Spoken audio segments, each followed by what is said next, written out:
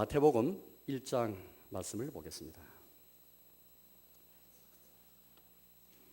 신약성경 마태복음 1장입니다. 신약성경 제일 처음 책이 되겠습니다. 1장 1절에서 마지막 절까지를 제가 봉독하겠습니다. 아브라함과 다윗의 자손 예수스도의 계보라. 아브라함이 이삭을 낳고 이삭은 야곱을 낳고 야곱은 유다와 그의 형제들을 낳고 유다는 다말에게서 베레스와 세라를 낳고 베레스는 헤스론을 낳고 헤스론은 람을 낳고 람은 아미나답을 낳고 아미나답은 나솔을 낳고 나솔은 살몬을 낳고 살몬은 나합에게서 보아스를 낳고 보아스는 누드에게서 오벳을 낳고 오벳은 이셀을 낳고 이셀은 다윗 왕을 낳으니라. 다윗은 우리아의 아내에게서 솔로몬을 낳고 솔로몬은 르호보암을 낳고 르호보암은 아비야를 낳고 아비야는 아사를 낳고 아사는 여호사밧을 낳고 여호사밧은 요람을 낳고 요람은 우시아를 낳고 우시아는 요담을 낳고 요담은 아하스를 낳고 아하스는 히스기야를 낳고 히스기야는 므낫세를 낳고 므낫세는 아몬을 낳고 아몬은 요시아를 낳고 바벨론으로 사로잡혀 갈 때에 요시아는 여고냐와 그의 형제들을 낳으니라. 바벨론으로 사로잡혀 간 후에 여고냐는 스알디엘을 낳고 스알디엘은 스룹바벨을 낳고 스룹바벨은 아비옷을 낳고 아비옷은 엘리야김을 낳고 엘리야김은 아소로를 낳고 아소로는 사독을 낳고 사독은 아킴을 낳고 아킴은 엘리옷을 낳고 엘리옷은 엘라사를 낳고 엘라사라는 mat단을 낳고 mat단은 야곱을 낳고 야곱은 마리아의 남편 요셉을 낳았으니 마리아에게서 그리스도라 칭하는 예수가 나시니라. 그런즉 모든 대수가 아브라함부터 다윗까지 14대요 다윗부터 바벨론으로 사로잡혀 갈 때까지 14대요 바벨론으로 사로잡혀 간 후부터 그리스도까지 14대더라.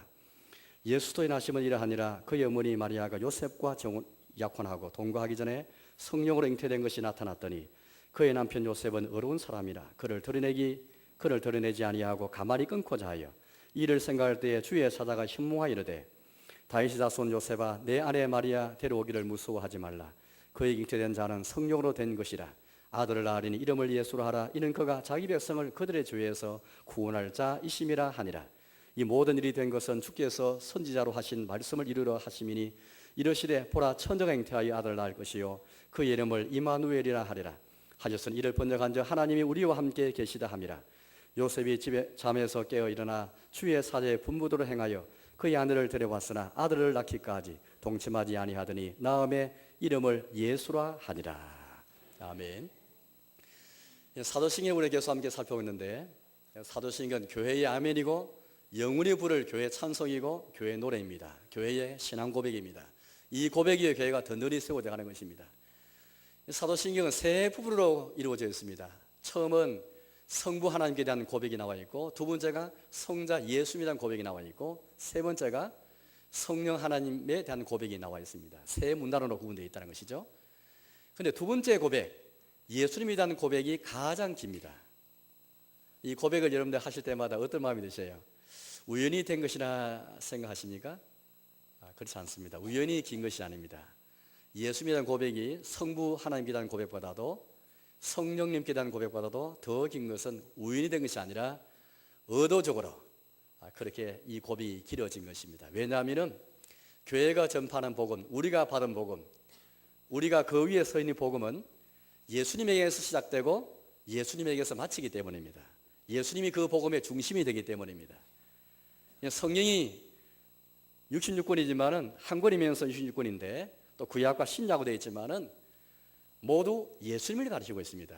창세기부터 요한계시록까지 다 예수님을 가르치고 예수님에 대해서 쓴 책이 되겠습니다.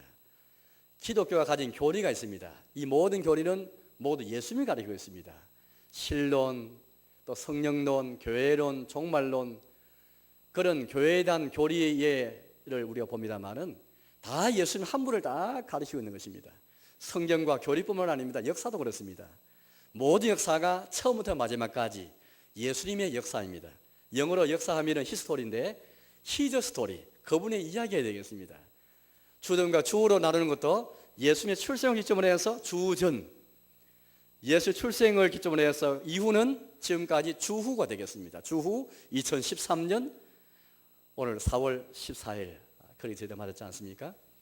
이틀은 예수님이 역사의 분기점을 이루시는 예수님께서 역사의 중심이 되셔서 이 모든 역사가 예수님에 관한 이야기인 것을 우리가 알 수 있는 것입니다. 뿐만 아니죠. 이제는 예수님 안에서 신자가 살고 신자가 죽습니다. 신자의 신앙생활의 모든 시작과 마지막과 중심도 예수님이십니다. 기독교가 무엇이냐, 기독교 신앙생활이 뭐냐 말할 때 예수님 빼놓고는 말할 수가 없습니다. 이제 신자에게 예수님은 우리의 미래와 우리의 꿈과 우리의 비전과 우리의 생각과 우리가 나아가는 모든 길에서 예수님이 우리 중심에 계십니다.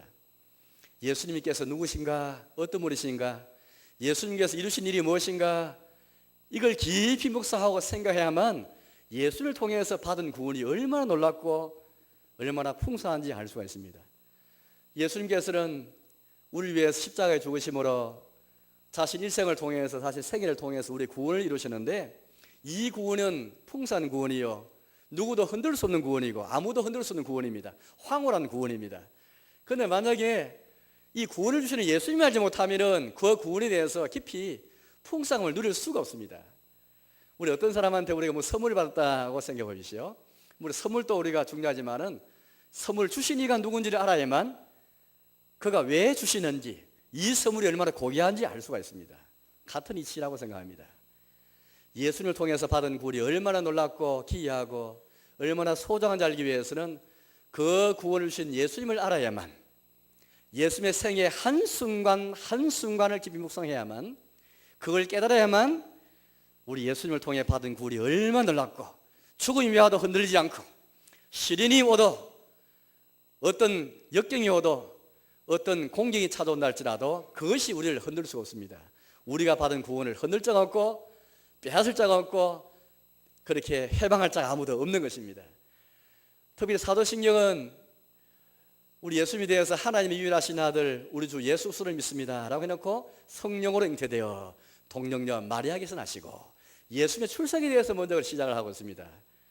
예수 출생을 먼저 말한 다음에 마지막에는 예수님이 하늘에서부터 다시 심판하기 위해서 오시는 재림까지를 우리가 고백하고 있습니다.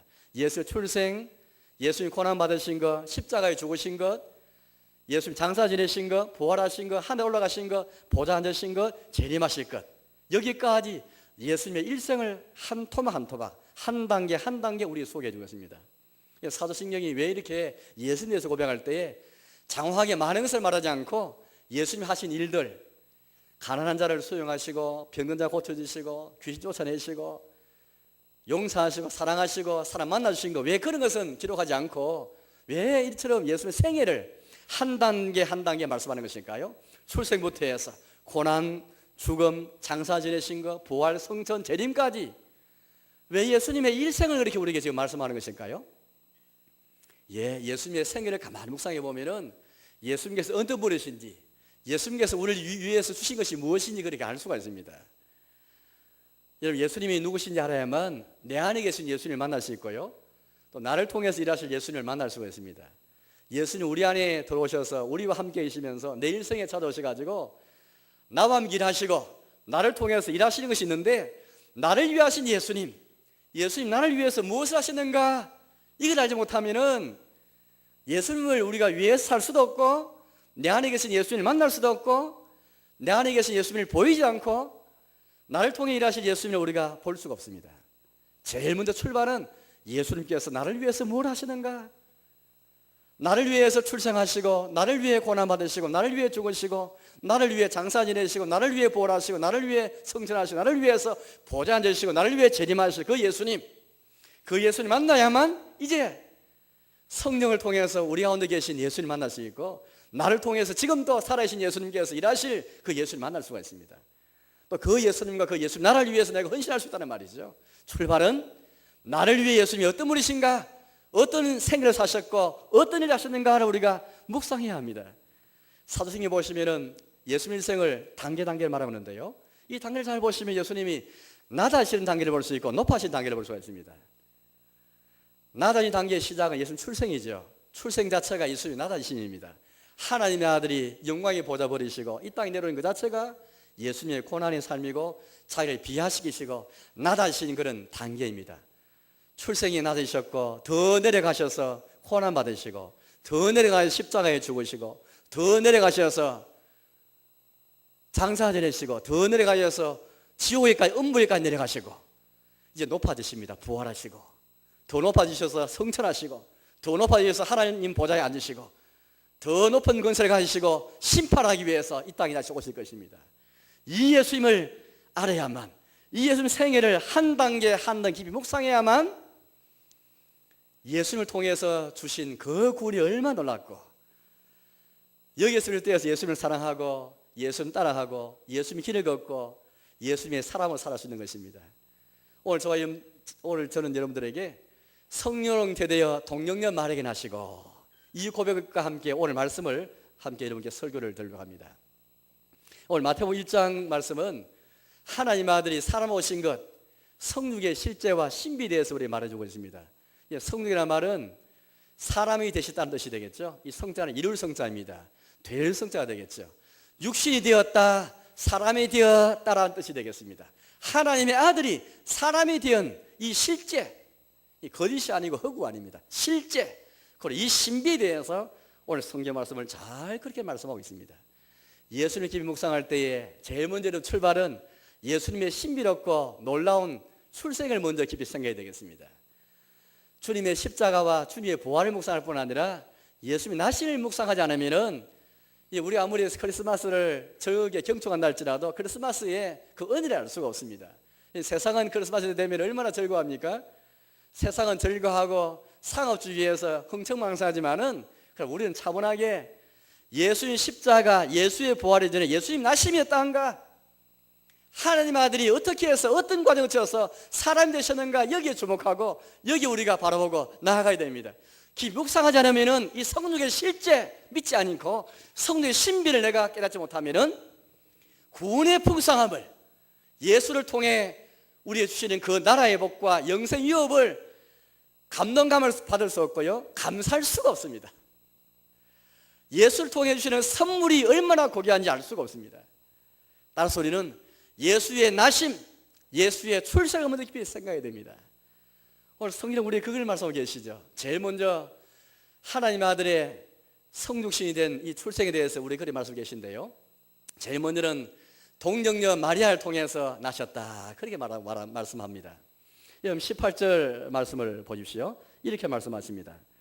예수 그리스도의 나심은 이러하니라. 그의 어머니 마리아가 요셉과 약혼하고 동거하기 전에 성령으로 잉태된 것이 나타났더니. 예수님의 나심을 말씀할 때 제일 큰 특징은 처녀 마리아를 통해서, 동정녀를 통해서 예수님이 이 땅에 출생했다는 것입니다. 이것은 과학적인 사실로나 인간의 상식으로도 이해가 되지 않는 것이죠. 어떻게 하나님의 아들이 처녀의 몸에 태어났을까? 어떻게 동정녀를 통해서 태어나시게 됐을까? 성육의 신비에 대해서 우리가 생각하지 않을 수가 없습니다. 얼마나 우리 깊이 하나님의 아들이 처녀를 통해 태어나시는가, 이 사실을 깊이 묵상하면서 생각하고 있습니까? 이 진리를 생각해보면 기본 심오한 진리가 있고 심오한 그런 복이 여기에 담겨 있습니다. 하나님의 아들이 사람을 오시되 왜 처녀를 통해서 오시게 됐을까?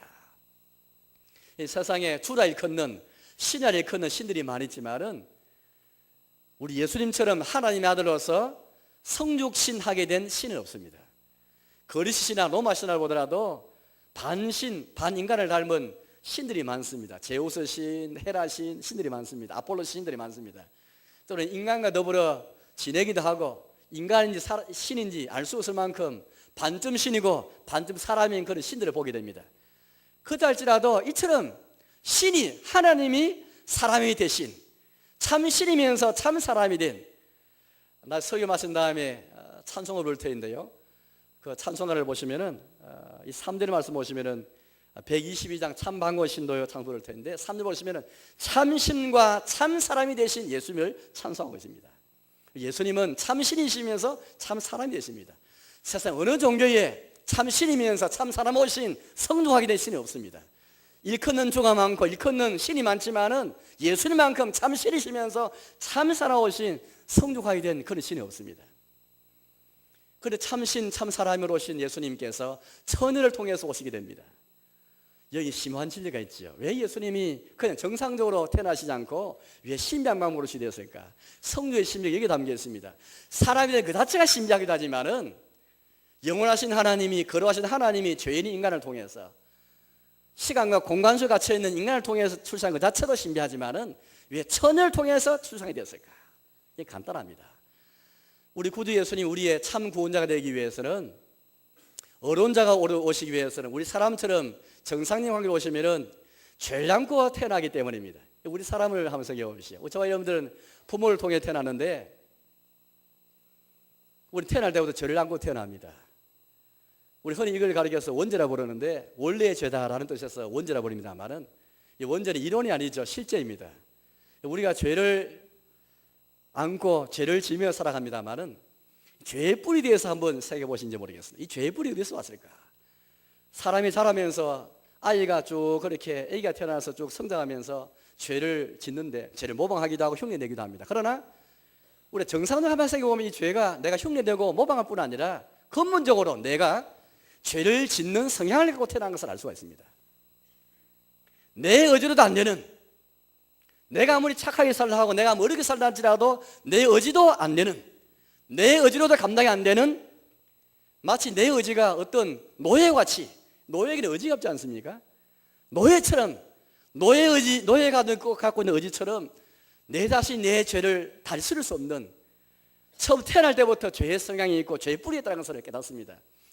다윗이 죄를 짓고 나서 뭐라고 고백했습니까? 내가 어머니의 뱃속에서부터 죄를 짓고 죄를 안고 태어났습니다 라고 고백하였습니다. 어머니의 배에서부터 내가 죄 가운데서 임신되었습니다, 잉태되었습니다 고백하였습니다. 참 다윗이 올바르게 고백했습니다. 이런 식으로 죄를 깨달아야만, 죄의 뿌리를 깨달아야만 진실로 구주를 찾게 되었습니다. 하나님 아들께서 사람 오시되 왜 천을 통해 오시됐는가? 바로 이것 때문이죠. 하나님 아들이 만약에 사람 오시되 정상인 관계를 통해 오셨다면, 우리처럼 똑같이 원죄를 갖고 죄를 안고 오셨다면 우리 같은 불의한을 대신할 수가 없습니다. 어떻게 죄인이 설사 이 땅에 살 동안 죄를 한 번도 안 지었다 할지라도 근본적으로 죄의 뿌리를 갖고 있는 자가, 죄의 성향을 갖고 있는 자가 어떻게 불의한 자를 대신할 수 있으면 어떻게 죄값을 대신할 수 있겠습니까? 불가능한 일입니다. 그래서 예수님은 신비로운 방법에 의해서 원죄로부터 우리를 해방시키기 위해서, 처음부터 우리가 갖고 태어나는 우리 인간을 위해서, 처음부터 우리는 태어날 때보다 죄의 뿌리를 갖고 태어나는데 우리가 출생할 때 가지고 있는 원죄를 덮으시기 위해서, 자기의 순결과 자기의 어려서 덮으시기 위해서, 자신의 거룩을 가지고 덮으시는 가운데 우리를 다 받아주시기 위해서 예수님께서, 하나님 아들께서 성령의 힘으로, 정상적인 광을 통해, 사람의 힘이 아니라 성령의 힘을 통해서, 천의 몸을 통해서 하나님 아들이 사람이 되신 것입니다. 왜 성령이냐 하면은 천의 몸에 태어난 것은 사람의 힘은 될 수 없잖아요. 하나님 성령님이 아니고는 천의 몸에 태어날 수 없기 때문에 하늘의 힘으로, 성령의 힘으로 그렇게 이 땅에 오시게 되었습니다. 요한에서 1장 말씀 보니까 그 아들의 피가 너희를 모든 죄에서 깨끗하게 하실 것이요 라고 말씀하셨습니다. 어떻게 그 아들의 피가, 하나님의 아들의 피, 예수의 피가 우리를 깨끗하게 할 수 있겠습니까? 예, 하나님 아들께서 천의 몸에 성령으로 태어나셔서 우리와 달리 원죄가 없고 죄의 뿌리가 없고 죄의 성향이 없고 죄질 가능성이 없는 그런 분으로 오셨기 때문에 의인이 되셨고, 그의 의로서, 그의 숙녀로서 우리의 죄, 우리가 이 땅 살며 진 죄뿐 아니라 우리가 출생부터 가지고 있는 죄조차도 덮으시고 가릴 수 없게 되는 것입니다. 바로 이것을 위해서, 완벽한 구원을 주시기 위해서, 온전한 구조 되시고 자기 어려서 우리를 받아주시기 위해서, 건지시기 위해서 하나님의 아들이 사람을 오시되 천의 몸을 통해서 성령의 힘에 의해서 이 땅에 오시게 되었습니다. 두 번째, 오늘 성의 말씀을 통해서 보면은 하나님 아들이 사람 오실 때에 아브라함의 자손과 다윗의 자손으로 이 땅에 오시게 되었습니다. 1절 말씀을 보십시오. 아브라함과 다윗의 자손 예수 그리스도의 계보라. 이 계보라 말은 족보라 말인데요, 마태복음 1장은 많은 절에 걸쳐서 하나님 아들이 아브라함의 자손으로 다윗의 자손으로 오신 것을 강조하고 있습니다. 아브라함은 지금부터 4,000년 전에 살았던 사람이고 다윗은 3,000년 전에 살았던 사람입니다. 하나님께서 일찍이 하나님 아들이 사람을 올 것을 우리에게 말씀하실 때에 아브라함을 부르셔가지고 아브라함이 자손을 올 것을 미리 말씀하였습니다. 아브라함은 그 당시 약속받을 때에 노인이었습니다. 그의 아내도 노인이었습니다. 더 자식을 낳을 수 없는, 자식도 없을 뿐 아니라 더 자식을 낳을 수 없는 그런 자였습니다. 하나님께서는 참 신비한 방법으로 하나님의 아들이 이 땅에 오실 것을 말씀하실 때에 더 이상 아이를 낳을 수 없는 노인을 부르셔가지고 자신의 나라 어떤 나라인지, 자신의 힘이 어떤 신비한 힘으로 우리를 구원하실 것을 미리 보여주시게 되었습니다. 아브라함에게 하나님께서 말씀하셨죠. 앞에 화면을 보여주시죠. 창세기 12장의 말씀인데요, 이렇게 우리에게 말씀하셨습니다. 여호와께서 아브라함에게 이르시되 너는 너의 고향과 친척과 아버지 집을 떠나 내가 내게 보여줄 땅으로 가라. 내가 너로 큰 민족을 이루고 내게 복을 주어 내 이름을 창대하게 하리니 너는 복이 될지라. 땅의 모든 족속이 너로 말미암아 복을 얻을 것이라 하시니라. 하나님께서 아브라함에 약속하셨죠. 땅의 모든 족속이 너로 말미암아 복을 얻을 것이다. 이 말씀은 자식이 없는 아브라함에게 자식이 약속하셨고, 장자 그 자식을 통해서 예수소가 아브라함 자수로 오셔가지고 땅의 모든 족속이 복을 받는, 이제 우리가 예수님이 실제로 그 성취에 의해서 예수님 아브라함 자수로 오셔가지고 예수님 안에서 예수님 때문에 모든 족속이 예수 믿는 자마다 저주가 아니라 복을 받는 이 은혜를 우리 있게 된 것입니다. 이걸 미리 말씀하신 것이죠.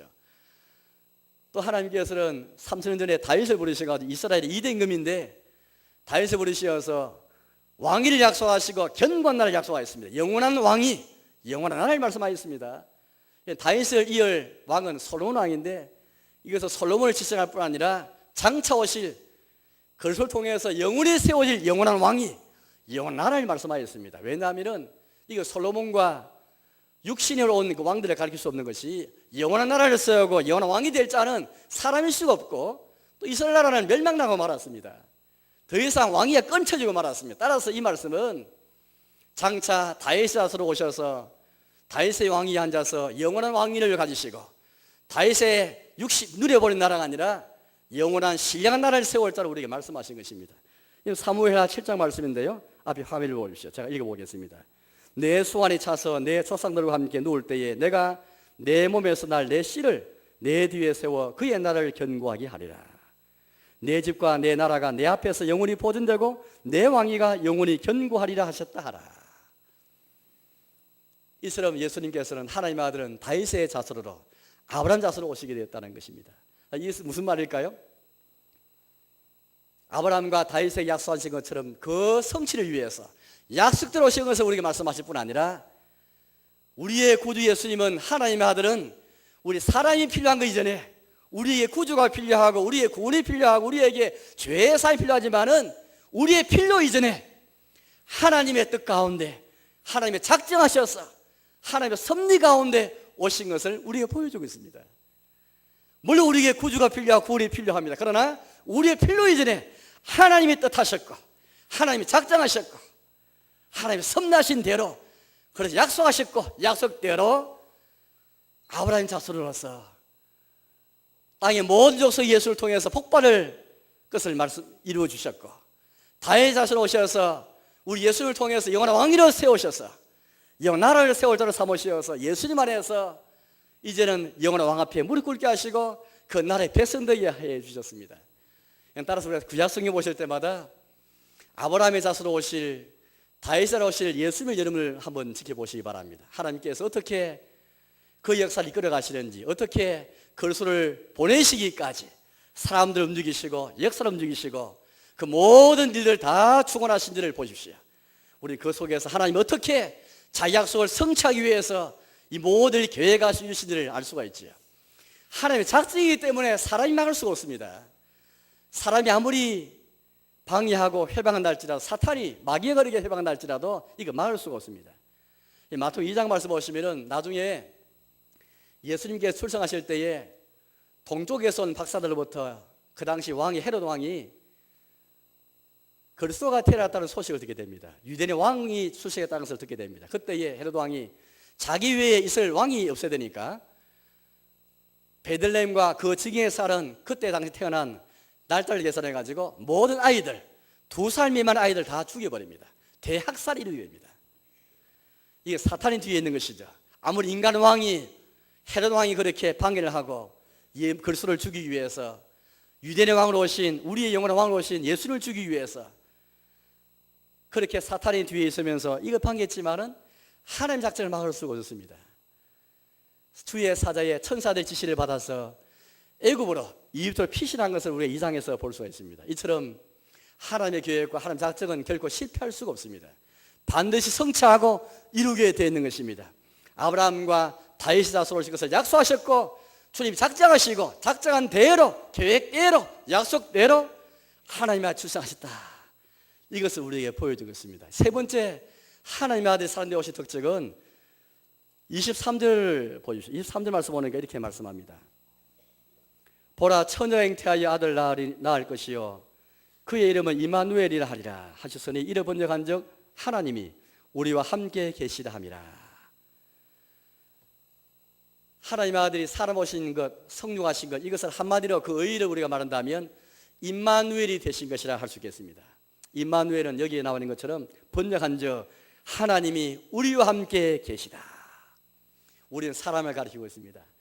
하나님이 우리 사람과 함께 계시기 위해서 하나님의 아들이 하나님께서 사람이 되어 오셨습니다. 이것이 바로 성육의 의미이고 의의입니다.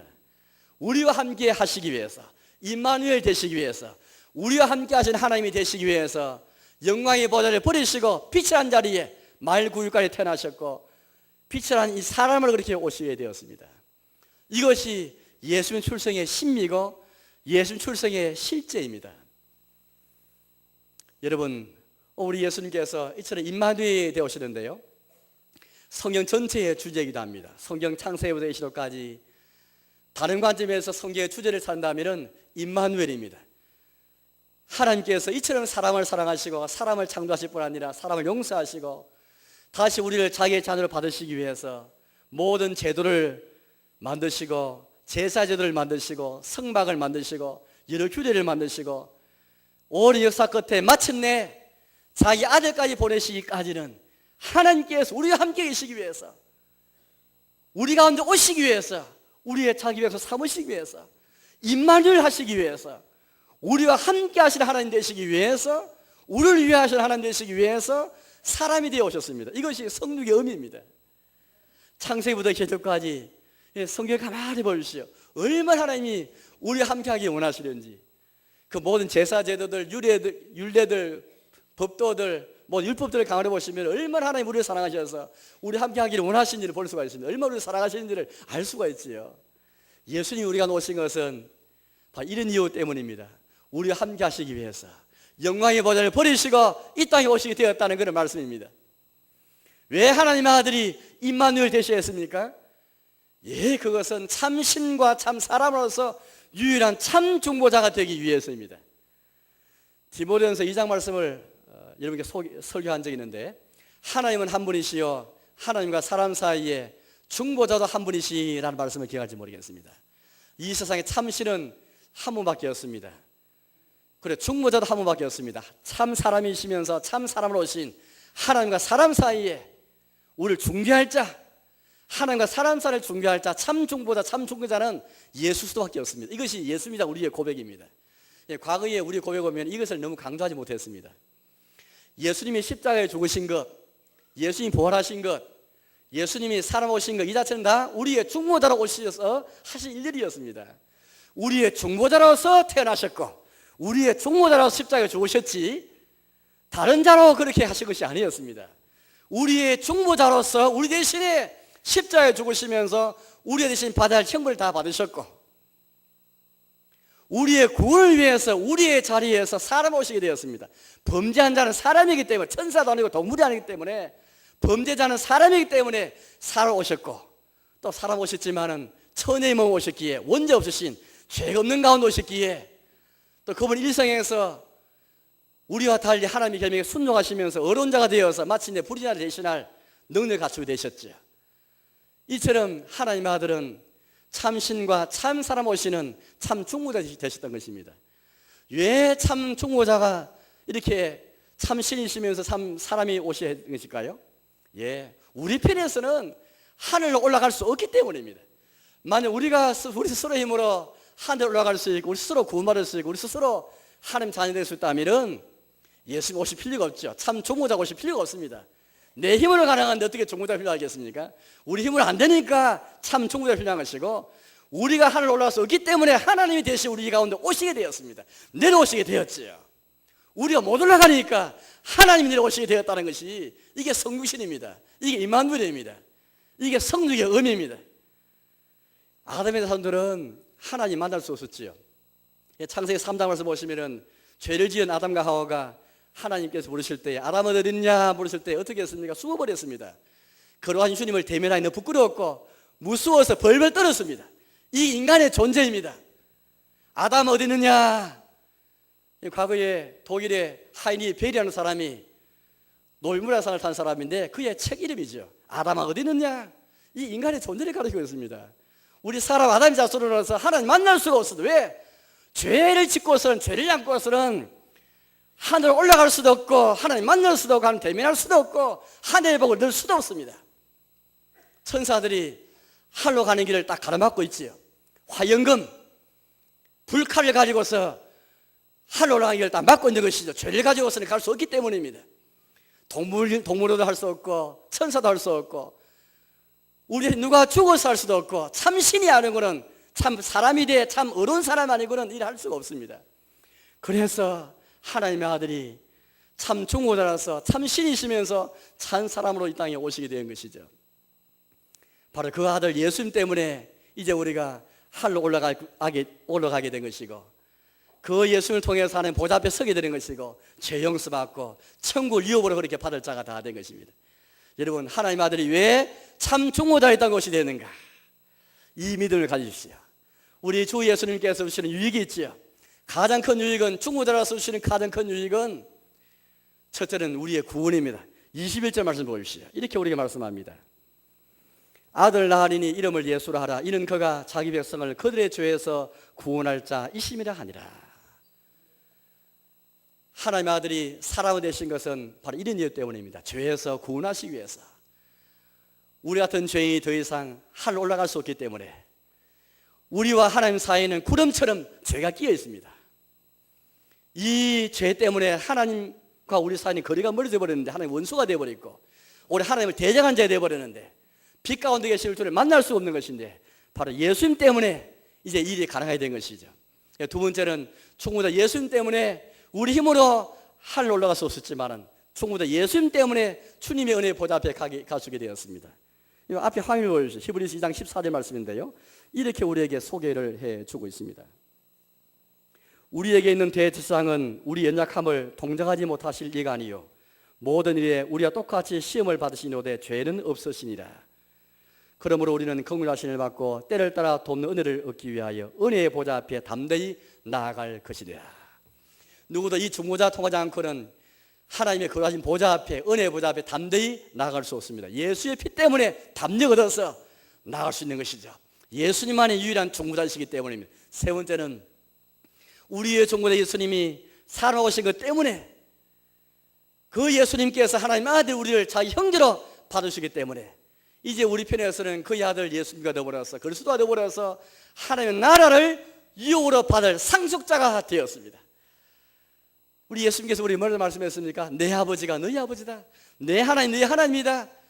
하나님의 아들이 사람 오셨기에 우리가 똑같이 되셨기에 우리 형제가 되셨기에 우리 형제가 받아주셨기 때문에 그리스도와 더불어서 그리스도 안에서 주의 나를 상속받을 합법적인 양자가 된 것입니다. 이것이 중보자가 사람이 된 유익입니다. 죄에서 구원하기 위해서 우리를 은혜의 보좌 앞에 이끌기 위해서 세 번째는 그 그리스도와 더불어서 하늘나라를 상속받을 양자로 삼기 위해서 하나님의 아들이 중보자로서 사람이 되는 것입니다. 이제 말씀 드리겠습니다. 우리가 받은 구원이 얼마나 풍성한지 알기 위해서는 예수님의 생애를 한 단계 묵상할 때에 성육의 신비, 성육의 실제를 묵상할 때에 그 구원의 황홀, 그 구원의 기쁨을 알 수 있습니다. 이 땅 살아가는 동안에 예수를 위해 살기 전에 예수님 안에 있기 전에 예수님께서 나를 위해 뭘 하시는가? 예수의 생애, 특히 예수님의 성육에 대한 신비를 살필 때에 그 구원이 얼마나 귀하고 놀라운지 알 수 있습니다. 죄에서 구원하실 자, 주님 앞으로 인도하실 자, 그와 더불어서 하늘나라를 상속받을 자, 이 깊은 은혜와 특권을 깨닫고 힘있게 살아가시는 저와 여러분 되시기를 주 이름으로 축원합니다.